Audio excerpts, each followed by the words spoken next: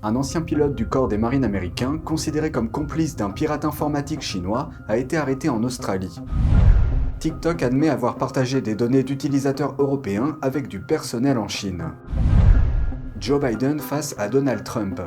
Nous dressons un rapide comparatif des politiques sur la Chine mises en place par les deux administrations. Bienvenue dans Regard sur la Chine. De nouveaux détails sur l'ancien pilote des marines américains arrêté en Australie le mois dernier en raison de son travail en Chine. Deux sources de l'aviation ont déclaré à Reuters que Daniel Degan s'est rendu à Pékin en 2013 et 2014 pour travailler avec Stephen Su, un hacker et homme d'affaires chinois. Voici la suite. L'ancien pilote de chasse du corps des marines américains, Daniel Degan, a utilisé la même adresse à Pékin que Stephen Su, un pirate informatique chinois. En 2016, Su a été reconnu coupable d'avoir piraté les réseaux informatiques d'entreprises de défense américaines et d'avoir envoyé des données sensibles en Chine. L'adresse commune de Pékin figure dans les dossiers des entreprises australiennes. Il n'est pas clair s'ils ont utilisé l'adresse en même temps.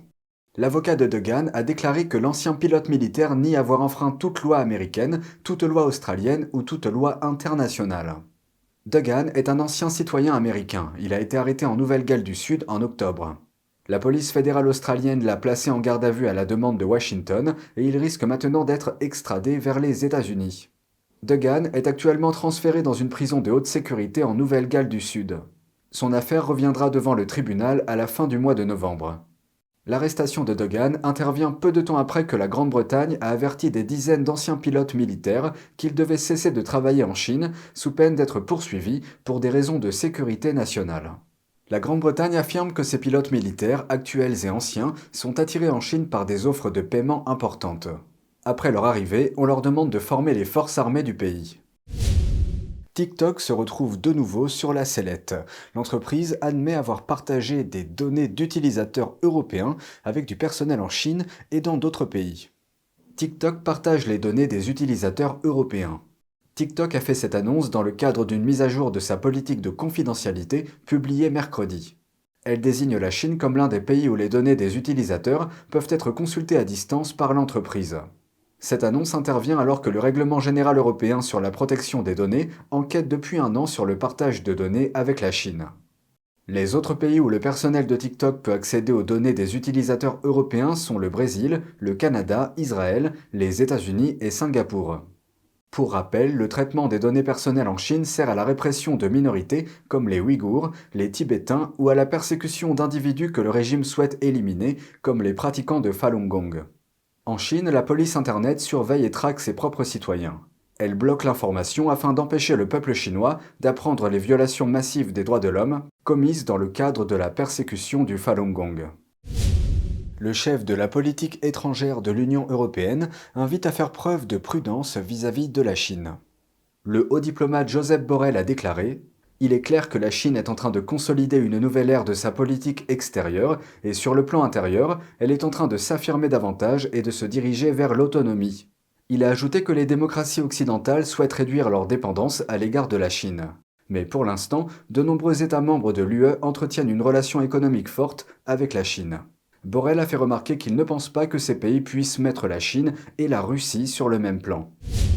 Donald Trump et Joe Biden, des politiques radicalement différentes et une vision des relations avec la Chine qui diffère aussi grandement. Voici un comparatif mis à jour des deux administrations en ce qui concerne la Chine. Premier point sur la liste, le commerce. Donald Trump a déclenché une guerre commerciale avec la Chine en imposant des droits de douane sur des produits chinois d'une valeur de plus de 360 milliards de dollars. À l'époque, les États-Unis achetaient plus de marchandises à la Chine que l'inverse. Trump a utilisé les sanctions pour faire pression sur Pékin afin qu'il achète davantage de produits américains. Les deux pays ont fini par signer un accord commercial. Dans le cadre de celui-ci, Pékin a accepté d'acheter pour plus de 200 milliards de dollars de marchandises américaines. Ensemble, nous faisons table rase des erreurs du passé et offrons un avenir de justice économique et de sécurité aux travailleurs, agriculteurs et familles américains. Mais les données de ce mois de juillet montrent que la Chine n'a rempli que 58% de sa promesse. Jusqu'à présent, Joe Biden a maintenu les tarifs douaniers en place. L'administration actuelle a reporté sa décision sur l'abandon ou non des droits de douane. Cela est toujours en cours d'examen. Les collaborateurs de Biden sont divisés sur la question. Sur le front de l'investissement, Trump a interdit aux entreprises et aux citoyens américains d'investir dans des entreprises liées à l'armée chinoise. Selon son décret, ces entreprises lèvent des capitaux en vendant des titres à des investisseurs américains. Mais en réalité, ces transactions soutiennent le développement militaire de la Chine. Biden a modifié ce décret et a maintenu les principales dispositions en 2021. Sur le front de la technologie, l'administration Trump a redoublé d'efforts pour chasser les entreprises chinoises du réseau américain. Plus précisément, elle a visé le géant chinois de la technologie, Huawei. Huawei est le plus grand fabricant d'équipements de télécommunications au monde. Mais l'administration Trump a déclaré que Huawei représentait une menace pour la sécurité nationale. Huawei et d'autres entreprises technologiques soutenues par l'État chinois sont des chevaux de Troie pour les services secrets chinois. À l'époque, la Maison-Blanche avait tenté d'empêcher Huawei de développer son réseau 5G dans le monde entier. Les États-Unis ont également interdit à Huawei d'obtenir des technologies et des puces américaines en l'ajoutant à une liste noire. De plus, Washington a pris pour cible des applications chinoises comme TikTok et WeChat. Trump a tenté d'interdire complètement ces deux applications aux États-Unis. En outre, l'administration a également tenté de mettre en place un réseau propre en incitant les pays à exclure Huawei et les entreprises chinoises de leur réseau, de leurs magasins, de leurs services cloud et de leurs câbles sous-marins. Lorsque Biden a pris le relais, il a abandonné l'interdiction de WeChat et de TikTok proposée par Trump. À la place, il a lancé un examen de sécurité nationale à ce sujet. Et même si Huawei a été placé sur une liste noire, sous Biden, les États-Unis ont approuvé la demande de Huawei d'acheter des micropuces pour son entreprise de composants automobiles. L'achat s'élèvera à des centaines de millions de dollars. C'est ce que rapporte l'agence Reuters. Un mois plus tard, la directrice financière de Huawei, Meng Wanzhou, a été autorisée à rentrer en Chine. Et ce, après avoir conclu un accord à New York. Mademoiselle Meng, quelle est votre réaction aujourd'hui? Comment vous sentez-vous? Le Canada l'a arrêté à la demande de Washington en 2018. Les États-Unis l'ont accusé d'avoir violé des sanctions américaines contre l'Iran.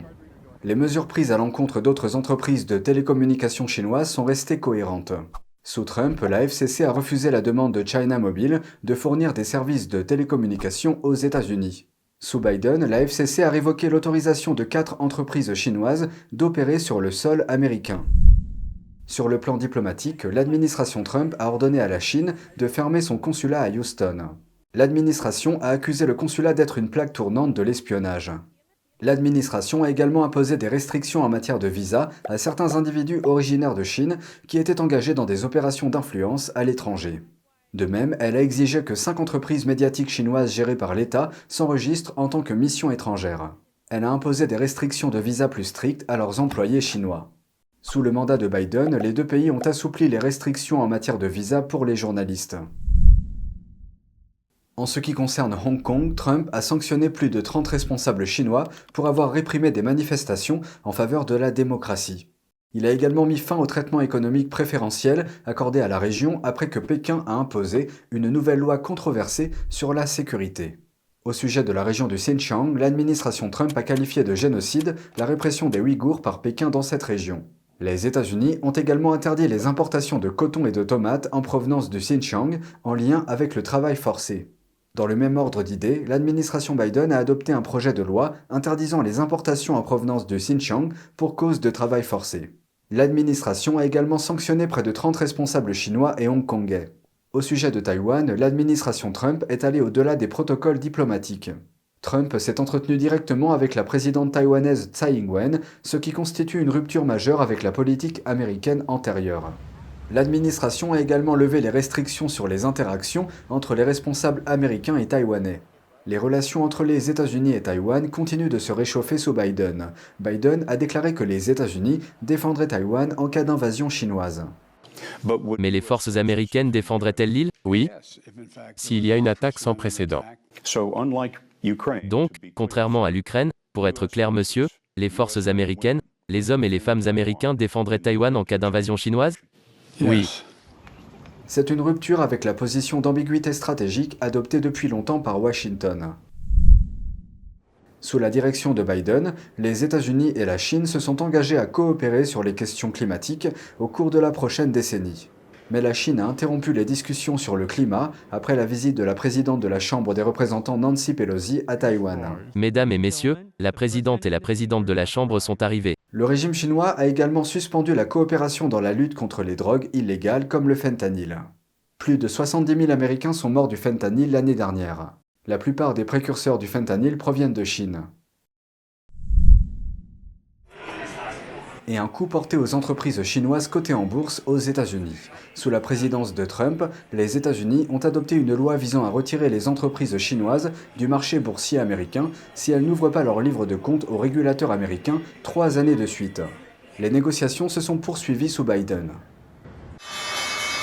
Les deux parties ont conclu un accord en août permettant aux entreprises chinoises de partager davantage d'informations avec les régulateurs américains. Dans le domaine des semi-conducteurs, l'administration Biden a imposé de nouvelles restrictions à la Chine. Il est maintenant interdit aux entreprises de vendre des micropuces informatiques avancées et des équipements de fabrication de puces à la Chine sans licence. Washington a également adopté un projet de loi. La motion est adoptée. Réserver plus de 50 milliards de subventions pour stimuler l'industrie nationale des semi-conducteurs. Et ce n'est pas tout. L'administration a mis plus de 600 entreprises chinoises sur liste noire. Les raisons varient, allant du problème de l'aide à l'armée chinoise à l'implication dans des violations des droits humains. C'est tout pour aujourd'hui, merci d'avoir suivi Regard sur la Chine. On se retrouve demain pour une nouvelle émission. Prenez soin de vous et à bientôt.